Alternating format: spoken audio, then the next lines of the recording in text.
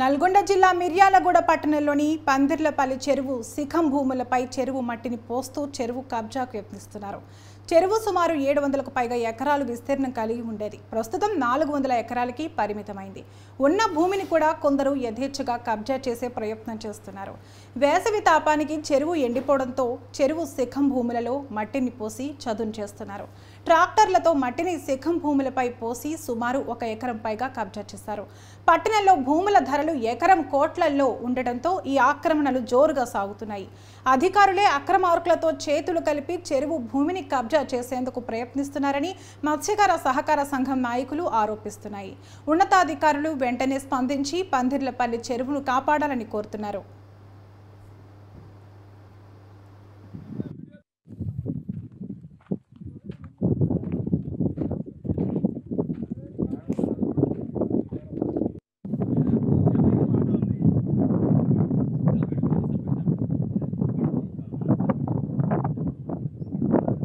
షేక్ ఖాజా, మా నాన్నగారి పేరు షేక్ ముస్తాఫా.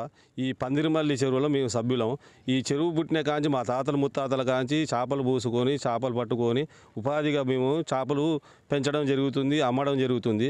ఈ చెరువు కబ్జాలకి చాలా అక్రమంగా విజయలక్ష్మి మేడం కుమ్మక్కయ్యి ఒక అతనితోని భూమి ఆయనతోని కుమ్మక్కయ్యి 6 గుంటాలు జాగా ఆమెకి ఇస్తా అని ఆమె పేరు మీద రాస్తారని చెప్పి కట్ట సరిగా పోయే కట్ట రాంగు తిప్పేసి 100 ఎకరాలు కబ్జా చేసిరు.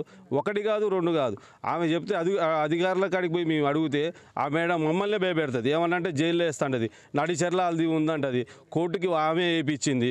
మళ్ళీ ఏమన్నా గట్టిగా మాట్లాడితే మీరేముంది అంటది. చెరువు మొత్తం కట్ట చేయించిన తర్వాత ఇంకా కొద్దిగా భూమి ఉంటే ఆ భూమిలో కూడా మట్టి పోపియడం.